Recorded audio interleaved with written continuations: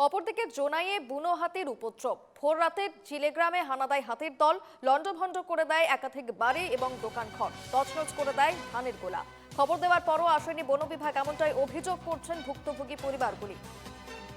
জোনাইয়ে বুনো হাতির উপদ্রব, একাধিক বাড়ি এবং দোকানঘর ভাঙচুর করেছে হাতির দল, এমনটাই অভিযোগ পরিবারের ক্ষতিগ্রস্ত পরিবারগুলির। এর পাশাপাশি বন বিভাগকে খবর দেওয়ার পরেও তারা আসেননি, এমনও অভিযোগ করছেন ভুক্তভোগী পরিবারগুলি।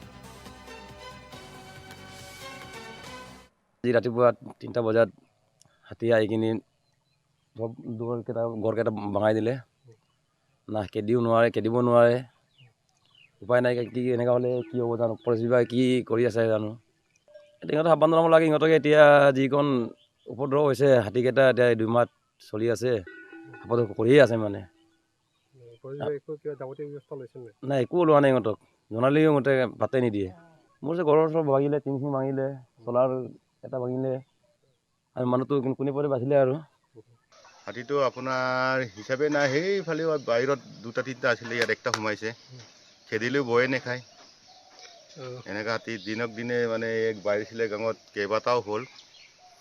আজি ধান খাই দিয়া এই আমাৰ ওচৰৰ এই ককাইহঁতৰ, আৰু সেই আগতো এই সপ্তাহ ধৰি পেলাই একদম চিৰিয়েলকৈ কিবা কৰি আছে হাতীটো।